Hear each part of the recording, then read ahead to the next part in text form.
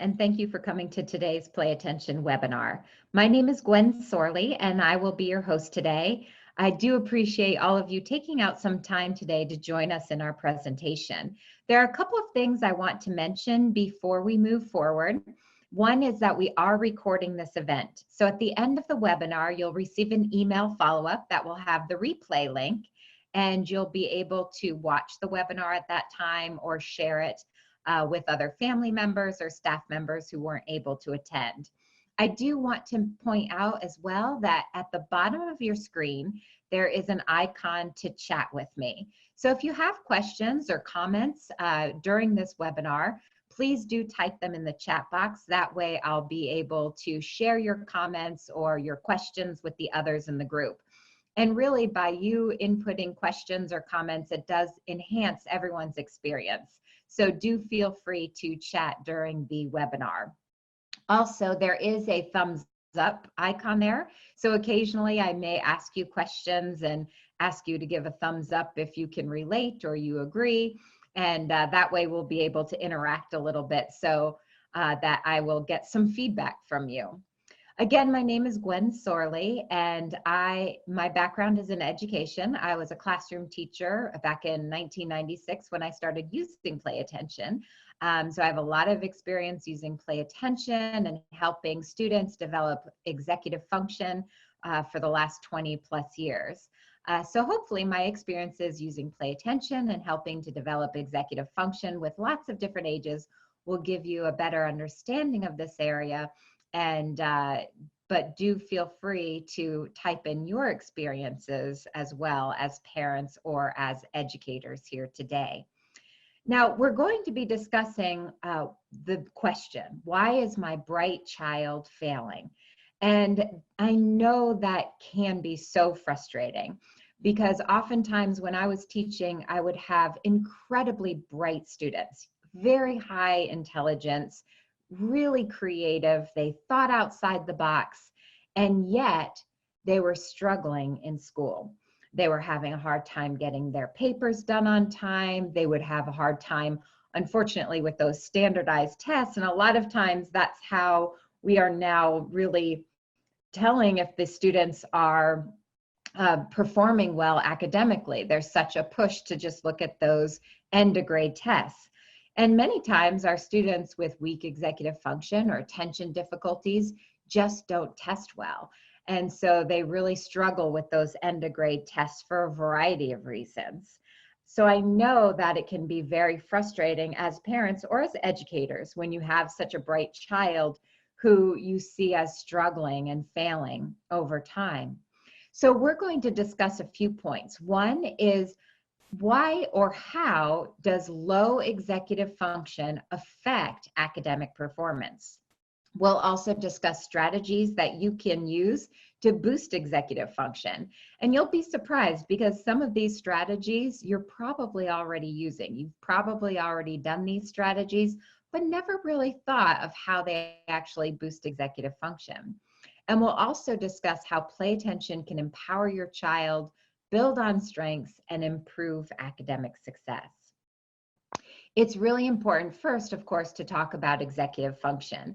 If you are familiar with that term, just give a thumbs up if you're familiar with the term executive function, just so I get a little bit of feedback from the group here. Okay.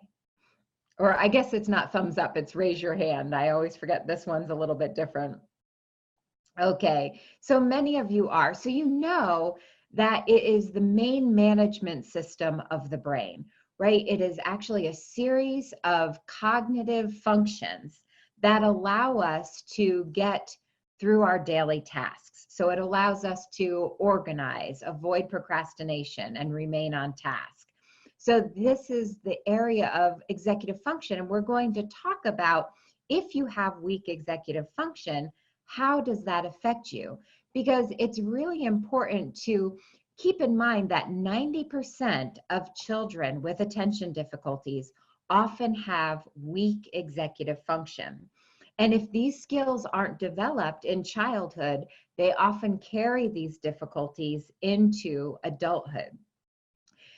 And it's sometimes very confusing because you may be experiencing this: twice exceptional.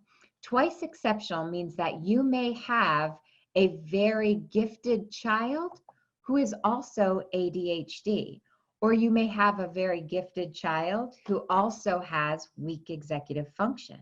You can raise your hand if this applies to you in your situation, your family, or you're an educator and you know that type of scenario, or you can type in your experiences here. Because what I've experienced a lot in speaking with parents about this is that they may try to go to the school and ask for accommodations. They may ask for a 504, and oftentimes they'll come and I'll be talking to them and they'll say, I don't understand it. My child has ADHD, but the school says they won't do a 504 for accommodations because he's so bright. Have any of you experienced this in the past? Or maybe this is even a conversation that you've had with your spouse. You might be talking to your spouse and say, I think that our son really needs some help developing these skills. He's struggling with attention. And your spouse may say, oh, he's fine. I was the same way, right? He's so smart. It's just that he's lazy or he's not trying hard enough. Have any of you had that conversation? Because it really is sometimes difficult to understand why such a bright individual is struggling in the classroom. And oftentimes the misconception is that they're just not trying hard enough, right? They're not applying themselves enough. When in fact, they're simply struggling with weak executive function. So let's break down, because we talked about how executive function is a series of cognitive processes. Let's break down those different processes and look how that can affect academic performance. So if we look at the very first, of course, it's focus. Focus is our number one area that we're going to look at, because of course, if we're going to have any type of brain change or any type of learning to take place, you have to be actively engaged, meaning you have to be able to pay attention to the teaching method.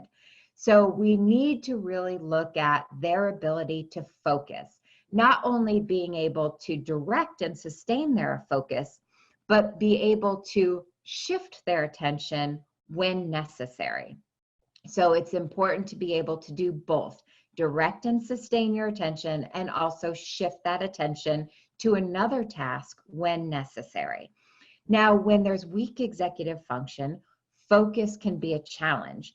That means they may physically be in the classroom. However, they're not able to pick up all the information. They're not able to process the information, to follow instructions, because they are so easily distracted. Or they may do very well for the first 5 to 7 minutes in a classroom setting, but as the class continues, their focus starts to go away. It starts to diminish, and then it's harder for them to get all of the information that was given during that class situation. Activation. Activation is organizing, prioritizing, and getting started on tasks. So if you have weak executive function, this cognitive process can be very difficult. And that translates into the classroom as a procrastinator, right? Difficulty with planning and prioritizing and managing that time. At home with your child, this may look like the homework that should take 15 minutes, but it's taking you 2 or 3 hours, which I'm sure many of you can relate to. So when you have weak executive function, oftentimes that causes that procrastination and the difficulty sustaining attention long enough on that task in order to complete it in a timely manner.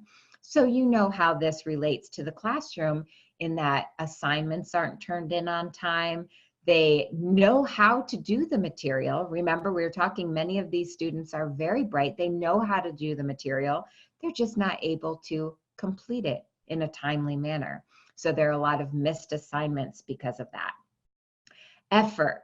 And effort, the cognitive process here is regulating alertness, sustaining effort, and processing speed.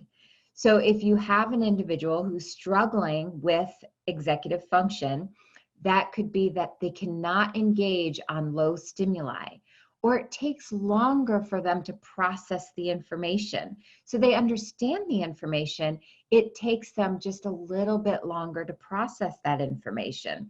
And this often in the classroom can be the fact that they are missing out instructions, right? So the teacher says, put away your pencil, get out your notebook, and turn to page 46. And then the teacher moves on. So since she gave so many instructions, the child with weak executive function, if those instructions were not repeated, they're having difficulty with that processing speed. So they may have caught the first thing or the last thing. So they may get that pencil put away, or they may turn to page 46 and they think they followed the instructions, but they missed the rest of the instructions. So we need to improve that focus, that ability to sustain their attention to low stimuli, and also to improve processing speed. Emotion. Emotion is often a difficult area because individuals with weak executive function often have a hard time managing frustration and regulating emotions. So how many of you here have a child and you've looked at that child and you think, why did he have such a big emotional outburst to a situation that was so small?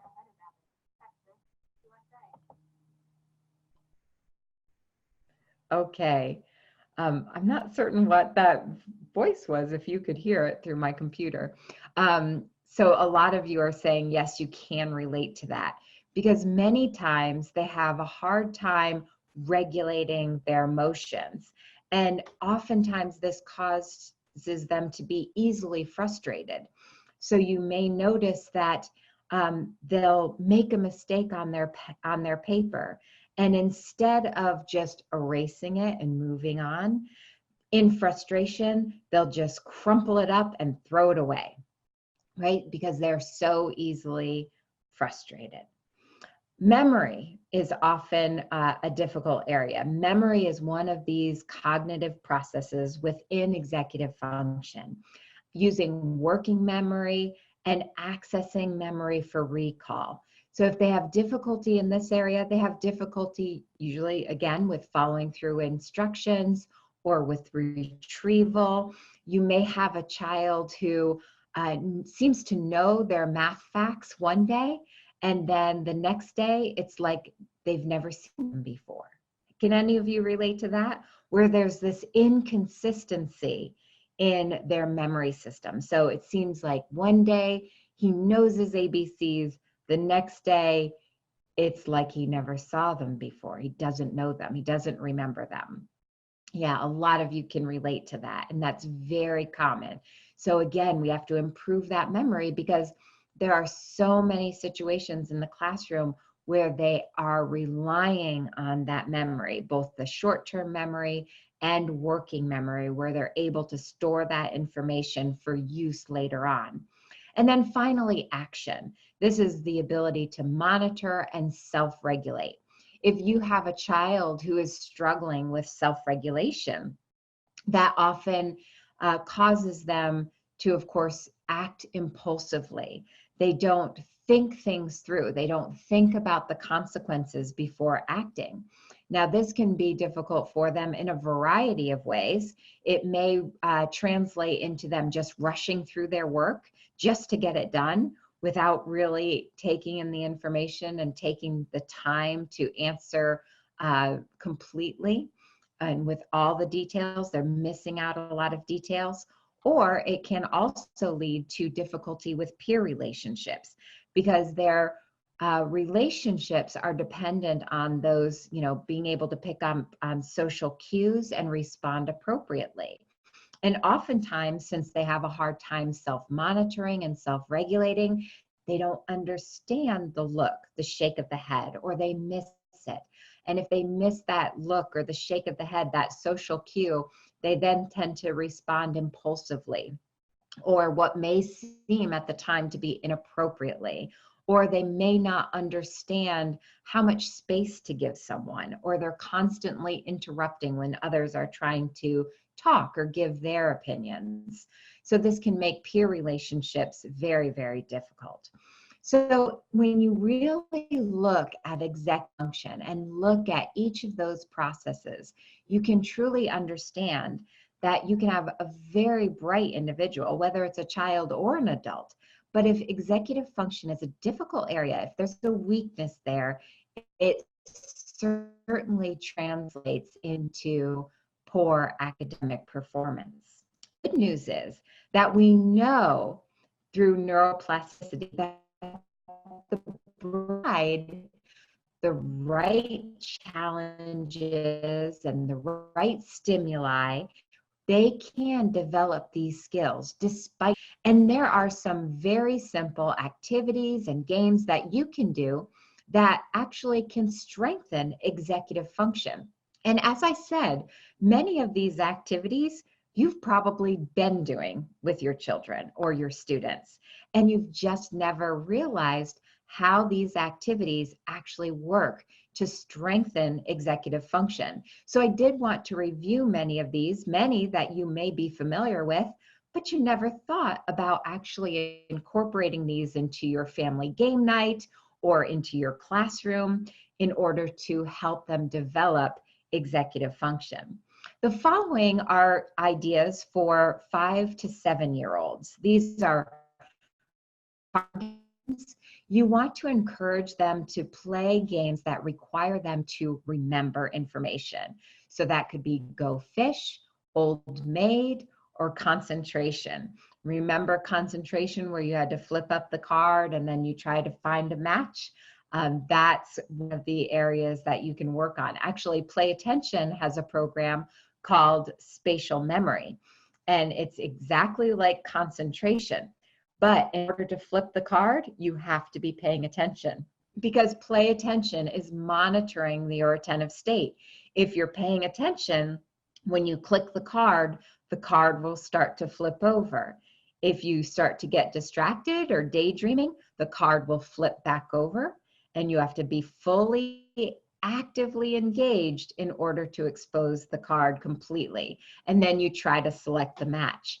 So like we talked about, we need focus in order to spark that brain change. So Play Attention is working on active engagement while working on that memory.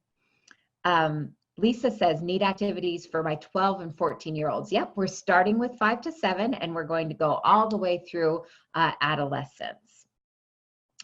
Games in which you can match, those are good ones as well. So Crazy Eights, Uno, any type of games like that. Games that require fast response. So remember, we want to work on inhibitory control and fast processing speed. So perfection is one. I had actually completely forgotten about perfection. And that is an excellent one, because remember, you have to put the shapes in the right areas before your timer runs out. And so that is really encouraging that processing speed. Games that involve some strategy. Sorry, Battleship, and Checkers are great opportunities to work on strategy. And Lisa, even though these are specifically titled for 5 to 7-year-olds, of course, your 12 and 14-year-olds, Sorry, Battleship, Checkers, those are wonderful activities. Even chess, where you really have to start working on those strategies. So think about the executive functions that are involved in these games alone. We have attention, mental flexibility, inhibitory control, and working memory. Physical activities and games are also great to keep in mind. So some fast-moving ball games, right, where they have to activate that memory. They have to be very, very focused. Foursquare and tetherball are great opportunities to incorporate that physical activity along with attention. Games that require attention.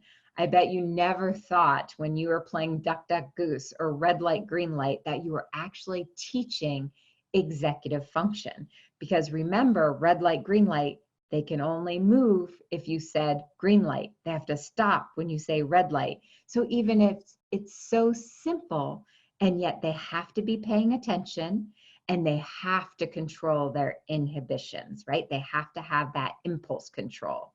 Musical chairs is also a great one. Structured physical activities like organized sports and aerobic activities, because when you get into organized sports, they have to remember much more complex rules, and they have that physical component as well. And of course, activities that incorporate mindfulness and movement, again, great for all ages, such as yoga and taekwondo. Those are absolutely wonderful activities to help with executive function. So again, in these areas, we're working on attention, inhibitory control. They have to be able to respond flexibly to play, especially with that organized sport. And responding flexibly means that they're able to shift, right? They're able to shift their attention to a couple of different cognitive processes. So that is really encouraged when they're working in sports. And also, of course, you're improving that coordination. Now, the following are some other ideas for 7 to 12-year-olds. If we look at brain teasers, and we can also look at music, singing, and dance. These are all great opportunities to improve executive function. So puzzles that require information be held and manipulated, remember that process is working memory. So crossword puzzles, Sudoku, and classic puzzles like Rubik's Cubes are absolutely great in this area because you're working on attention and mental flexibility and working memory. And I also want you to keep in mind, when you are looking at these different activities, think about going back to the basic games, the basic Go Fish game with your deck of cards, very low stimuli, crossword puzzles, an actual crossword puzzle in the New York Times, or of course, if you're working with a child, in a special book that you buy at the bookstore, because you want to really keep things low stimuli. I know that right now you may be thinking, well, they have this great computer game that really improves or works on memory, or they love this activity on their Xbox and that does some physical activity. And just keep in mind, we want to teach individuals, and not only children, but adults, how to pay attention to low stimuli activity, because that's what they struggle with. They can pay attention to an Xbox game because it's so highly stimulating, and they can pay attention to a computerized game that might be very visually stimulating, and that's great for entertainment. But when you're working on skill training, try to go back to the basics. Go back to that deck of cards. Go back to those old games that you used to play. Get outside and play Duck, Duck, Goose, or these other organized sports games, because that's really going to help them improve their attention to low stimuli. And if any of you have seen Play Attention, you know that although we are computer-based, all of our activities are kept very, very simple, very low stimuli, because we know that if we give them something very highly stimulating, they can hyper focus on that, no problem. We don't need to teach them how to pay attention to high stimuli. What we need to teach is how to pay attention to low stimuli, because that's what's more difficult. So all of our graphics are engaging and fun, but very, very low stimuli. Also, think about music and singing and dance. Unfortunately, a lot of schools right now are cutting out the music and theater areas of their school. They're not offering as much music and dance as they once did, but these are really important. So you might want them to learn how to play a musical instrument, or sing in rounds. Think about the complexity that's involved in singing in rounds. You really have to pay attention. You have to control your impulsivity. And dance, of course, dance is always great to improve that self-monitoring, right? Even any kind of musical instrument they're starting to play, they're learning how to self-monitor. Dance is a great opportunity for them to learn how to self-monitor, pay attention. And of course, working memory, if they're remembering some choreography, they have to have strong working memory. So these are great opportunities for that. And really, any age can benefit. Again, I said 7 to 12, but obviously any age this is great for. Think about different games and physical activities for our 7 to 12-year-olds. Card games, which they have to track, like hearts, spades, or bridge. Strategy, again, we discussed earlier with Lisa, a chess game is absolutely great, working on working memory and mental flexibility again. Organized sports, of course, we go back to that in every age, and jump rope games, such as double dutch and Chinese jump rope, that really mandates they remember those complex rules, respond flexibly, and improve coordination. For our adolescents, we get more into helping them develop that planning, prioritizing, and time management. So work with your child to focus on the planning process.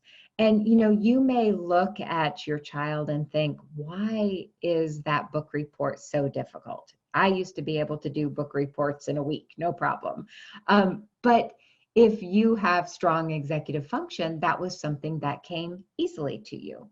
But if your child is very bright, but just simply has weak executive function, a book report or a science fair project can just be daunting because they haven't developed the skill to plan, prioritize, and organize their materials. And of course, avoid procrastination. So plan something together.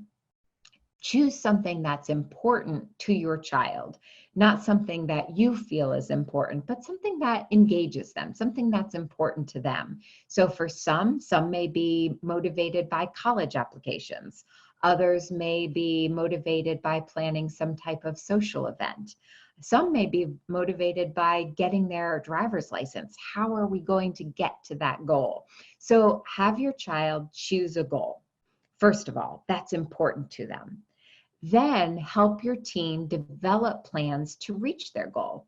Identify short-term and long-term goals, right? This is where we're breaking down that time management. Decide what steps to need to be taken to reach each goal, okay? Because sometimes that can be very overwhelming. They see that long-term goal and it just seems impossible to reach it, right? So have them absolutely just write down the steps. Once they see the steps in print, oh, well, I can just do one at a time. And you can even cover, everything except the first step and then go to the second step. So it doesn't seem so overwhelming. And then also remind your teen to periodically monitor their behavior because you want to continue to encourage that reflection and self-monitoring. Help your adolescent to be mindful of interruptions because this is where we want to give them an opportunity to practice sustained attention and be mindful of all of the interruptions they set up around them. I have a lot of parents now who say, well, my child says he does best when he has a YouTube video running. That would be really difficult to have a YouTube channel or YouTube video running and stay very keep directed attention on your task at hand. Everyone says, children and adults, they all say, I am a great multitasker. No one is a great multitasker. I am here to tell you, you are not a good multitasker. No one's a good multitasker because the brain is designed in a way that we do best. It is most efficient when you are doing one thing at a time. You are focusing on one task at a time. That's the most efficient way to get things done. That's how our brain is designed. Now, it can task switch, right? We can shift our attention, but multitasking is not an efficient way to work. So help your adolescent be mindful of those interruptions, and have your teen write a personal journal about what you're doing, about what they're learning during this process, because that gives them time to reflect. And when we provide them with time to reflect, they're actually assimilating this knowledge so that they can use it in their day-to-day lives. We should also look at not a planning process, but study skills. Lisa asks, how do I get my daughter to believe that about doing one task at a time? That's a good question, Lisa. I can tell you how we do it within Play Attention, because in Play Attention, remember, the activities will only start when you're actively engaged. Remember, because you have this body wave armband on, and that body wave armband is monitoring how attentive your daughter is. And as long as your daughter is paying full attention to the task at hand, she's able to actually activate the game, or the character will move in the right direction. And then a lot of what I'll say to my students is, okay, now turn on your YouTube video, or, start having your pencil wars. I had one little boy that he would have pencil wars every day in the classroom with his pens, pencils, crayons, everything he owned. And I asked him, do you think that you can pay attention and, have your pencil wars going on at the same time? And he said, yeah, he could do that. So I brought him to his Play Attention session, and there's one activity called Attention Stamina, and they can choose from different characters. One is a whale, and that once they see that whale at the top of the screen, once he's focused and paying attention, he's able to push that whale down to the bottom of the ocean just with his attention alone. If he gets distracted, of course, that whale will start to float up. So he got fully attentive. He pushed that whale all the way down to the bottom of the ocean. And I said, okay, now go ahead and start your little pencil wars. And he started, because he brought all of his pens, pencils, crayons to his session, because he was going to prove to me he could do both of those at the same time. And as soon as he started having his little pencil wars, that character started to float up. So then we had a real teachable moment. See what happens to your attention. What happened to that character, first of all, when you had your pencil wars? Well, he started to float up. So what does that mean? It means I'm not paying attention. So in the classroom, when you do that, what does that mean? So you're really making it concrete for them. You're giving him an experience that he can draw upon. And that's how the skills within Play Attention actually transfer and generalize, because you're giving them that experience to see what affects them, to learn how to self-regulate and carry that into their day-to-day lives. Now, Lisa, on a typical day, you could do a similar experiment, by letting her read and have her music going on at the same time, or her YouTube video going on at the same time. Anything that they feel they can do, they can multitask, and set two different tasks that are very similar. One with the distractions, one without, and you can time her and also look for her accuracy to see which task she did better on. Did she do her, let's say, her mathematical word problems better when there were no distractions?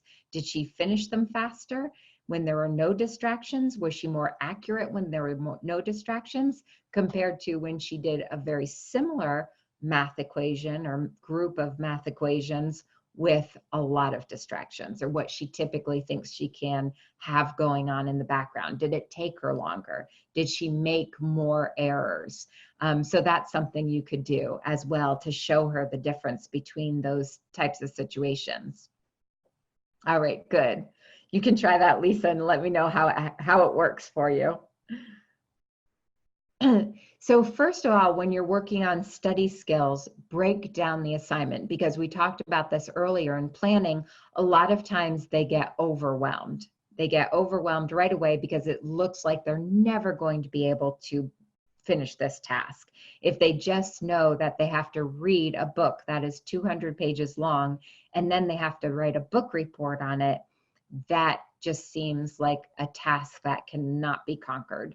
So make certain you just break it down and identify reasonable plans with timelines. That's really important because a lot of times they have no concept of time.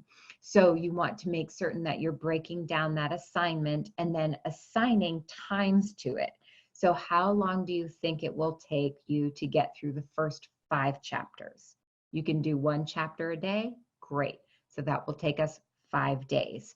So break down each section with a timeline. Then, of course, encourage that self-monitoring while they're working. Are we keeping up with our goals? Are we on task? Are we completing each one? If you're not completing each of these tasks in the time we set out, why aren't you able to do that? Is it because you're distracted? Is it because you're not starting right away? Or are you doing a great job? Are you doing a great job staying on task this time and you're completing everything? Encourage that self-monitoring. Ask them because you know they're not going to tell you right out. So ask them how they think they're doing. Be aware of critical times for focused attention, very much what we were just discussing with that sustained attention without distractions.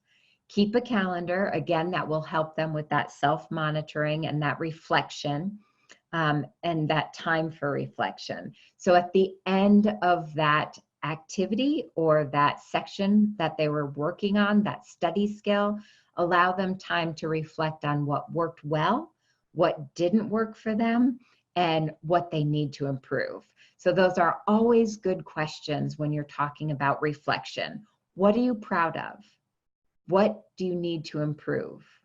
Okay, ask those prompting questions. And if, you know, a lot of times when you're working with an adolescent, you'll say, what are you proud of in this area that you did today? And they'll say, I don't know. So you're going to have to model sometimes. You're going to have to say, you know, I was really proud that today you actually came in the house, you had a snack, and you sat right down without me prompting you. That was great. You worked right away. So make certain that you model and give them ideas of what they did really well, because that really, they are listening. So that really does help them with the ability to reflect, because that is part of executive function, that ability to reflect and really judge their own performance based on some type of standard. And that can be difficult for individuals. Now we're going to talk about play attention, because play attention we've talked about a little bit here throughout the presentation, but let's talk about how it actually can help your child reach their academic success. Play attention teaches your child to manage those characteristics of ADHD, which sometimes can be problematic. It improves executive function through cognitive skill training, can change those problematic characteristics into their superpowers. And we're going to talk about that a little bit on the next slide. Also, your bright child can now be empowered to unleash their full potential. We talk about academic success and the typical characteristics of ADHD, because there are many characteristics that can be presented to you as a negative thing. But if you can teach your child how to manage those characteristics, and play attention can do this, play attention can teach them how to manage those characteristics of ADHD and actually make them into their superpower so that they can achieve that academic success. So many times you'll hear, well, he can't task switch. He gets hyper-focused on one thing, and I can't switch him to another task. And although that can be a negative if they can't manage it, if they can manage that hyper-focus, they can achieve phenomenal things. They can actually sustain their attention to a task, to something that they're studying. If they're studying about dinosaurs, or they're studying about something in history that really gets them excited, they can get so hyper-focused and do a phenomenal project in the end, because they're able to filter out those distractions. But they have to be able to still switch their focus when necessary, so that even if they're hyper focused in one subject area that they're very into at the time, they can still hear the teacher and shift their task to the next academic piece of work that they need to do, so that they're not getting in trouble. So play attention can teach them how to task switch effectively, so that mental flexibility is not an issue anymore. And they can hyper focus when that's a good thing, but they can manage it so it doesn't become a problem. You may also hear, and this was part of executive function, that they're highly emotional.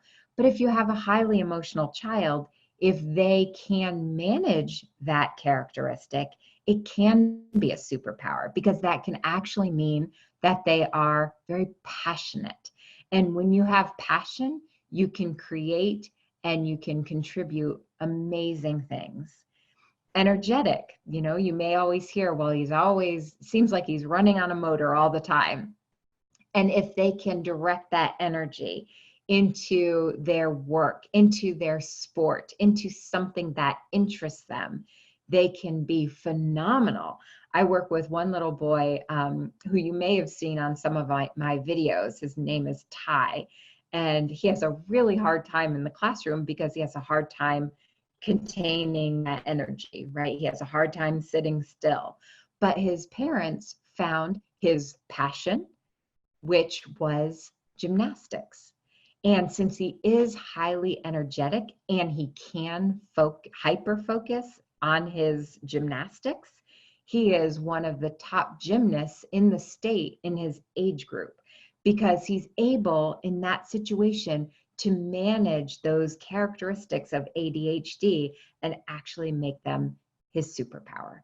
And so you can do this, and play attention can help your child actually develop and manage these skills. Risk taker. Risk taking can often be seen as a bad thing, but if it's managed correctly and directed correctly, it can be a great thing, because it can lead to them taking opportunities that other people miss. And we often hear that they're a daydreamer. He's just a daydreamer. But if they can manage that, if they can kind of daydream and be in their own heads at the right time, not while the teacher is teaching a lesson, but in other situations, if they can really daydream, that's when they're thinking outside of the box, right? Einstein used to be called a daydreamer all the time. And he considered that time not a negative, because he saw that daydreamy time and he called it his thought experiments. So if it can be managed, if they can daydream but bring themselves back when necessary, that time can be a really important time for their creativity and their ability to start thinking outside the box. And how does play attention do that with all of the different executive functions that we've been talking about? Play attention has a very unique approach to helping develop cognitive skills that are necessary for strong executive function. And if you haven't seen it before, we integrate that feedback-based technology, which is that body wave armband. Now, the body wave armband has 3 sensors on the back, and those 3 sensors must touch skin, and they monitor brain activity that tells us how attentive they are. And then we integrate that with all of these cognitive skill areas that you see on the screen, and also behavior shaping.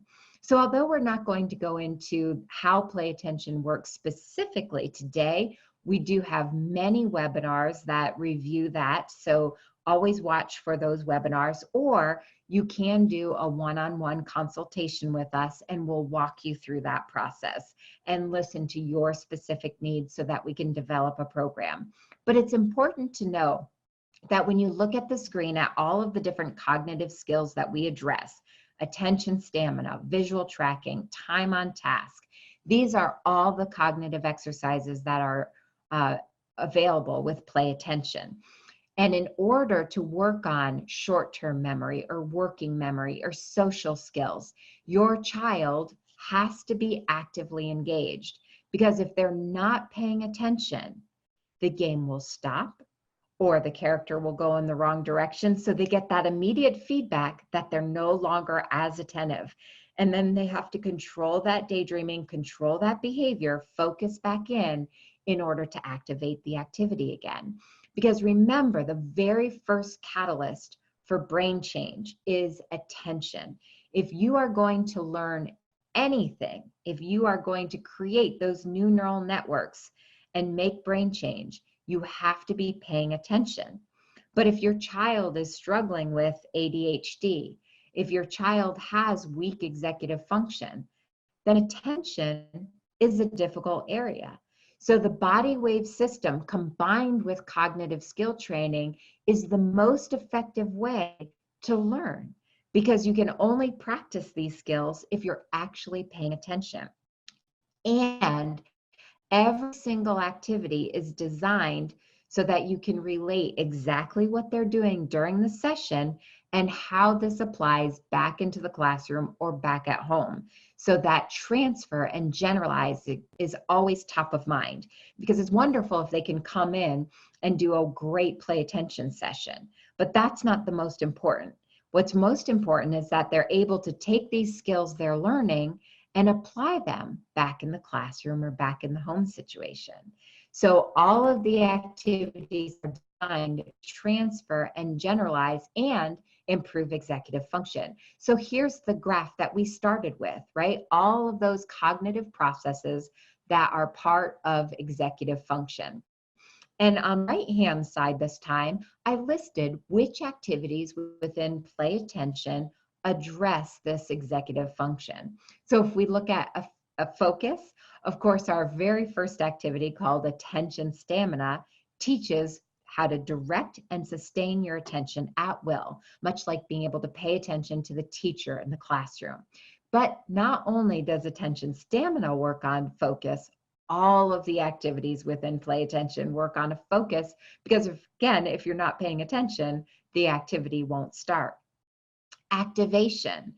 Remember, that's for planning, prioritizing. There are two specific activities. If you're working with your personal executive function coach or one of us here at Play Attention, you will be assigned a personal executive function coach when you start Play Attention to set up your profile, where we're actually deciding which activities to put into your child's plan. And if your child has a hard time with homework taking way too long, with breaking down assignments, with time management, then we're going to recommend in his or her profile, we put time on task and the academic bridge. Effort, that's regulating alertness, sustaining effort, and processing speed.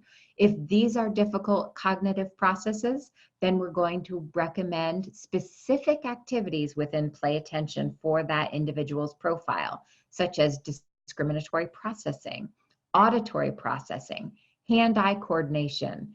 And those are the main, but really all of them support processing. Because in the intermediate and advanced skill options, there's always task switching, which always relates back to processing speed as well. But if they have exceptional difficulties in this area, I would recommend that discriminatory processing, auditory processing, and hand-eye coordination as well. Emotion. All of the activities are going to help improve that emotional control. Because if you want your child to be able to control their emotions, they need to be able to pay attention to the situation at hand. They need to be able to process the information. They need to be able to control their inhibitions. They have to be able to control their impulsivity so that they process, they think about consequences, and then they act. If they can do all of this, then they will improve their emotional control. And all of the activities lay the foundation for strong emotional control. Memory. We have a lot of specific memory activities, including short-term memory, working memory, spatial memory, and auditory processing. So if your child has difficulty with memory, we're going to talk about the different areas of memory and then decide which of our memory activities would be best for that individual's profile. Action is that monitoring and self-regulating. We have a social skills activity, which will help them really pay attention to peer relationships, pay attention to social cues so that they can respond appropriately and they can make friends and keep friends. But really, again, all of the activities within play attention support that. So you see how all of the cognitive exercises, so if we go back to the screen before this and we look at that main menu screen right here with all of the activities, there's lots of different activities that are available. And when you talk to your executive function coach, we also have a couple of different assessments you can go through. We're going to pinpoint which of these activities should we work on in order to improve the cognitive processes that they are right now struggling with, but are necessary for strong executive function to provide you with the most comprehensive program available. Now, I talked about transfer and generalization a little bit earlier. And of course, as I mentioned, this is key to the learning process because we want to know that they're going to be able to apply these skills. So there is an activity called Academic Bridge, and that's what you see on the screen right now. In many of the activities, the student is working specifically on the computer activity. But in this activity, you see that my student here, she has the body wave armband on her arm and she's reading. Now, as long as she's paying attention to her reading, she's able to keep that red bar above the yellow bar. And she's hearing, since she's not looking at the screen, there's an auditory cue that's saying, good, great. So she knows that she's in that state she needs to be in order to complete her homework. But now you see she's getting distracted by her friends. She's getting distracted by her hair. She's spinning. She's no longer paying attention to her reading. So the red bar's gone down and she's hearing focus. Now she knows she's not in the state she needs to be in order to finish that activity and process her reading appropriately. So you see she got back on track and now she's able to actually bring that red bar back up above the yellow bar, focus back into her homework. So we don't start this activity right away. We actually do this after about 12 play attention sessions. Then we start integrating their actual homework or seat work so that we're asking them to take all of the skills they've learned within play attention and apply them to their actual work. This is, again, how we encourage that transfer and generalization. And it's no longer mom or dad standing over them while they're doing their homework saying, get back to your homework, get back to your homework, pay attention to your homework. It's play attention, telling them in real time, because remember that body wave armband is monitoring their attention, telling them in real time when they are starting to go off task.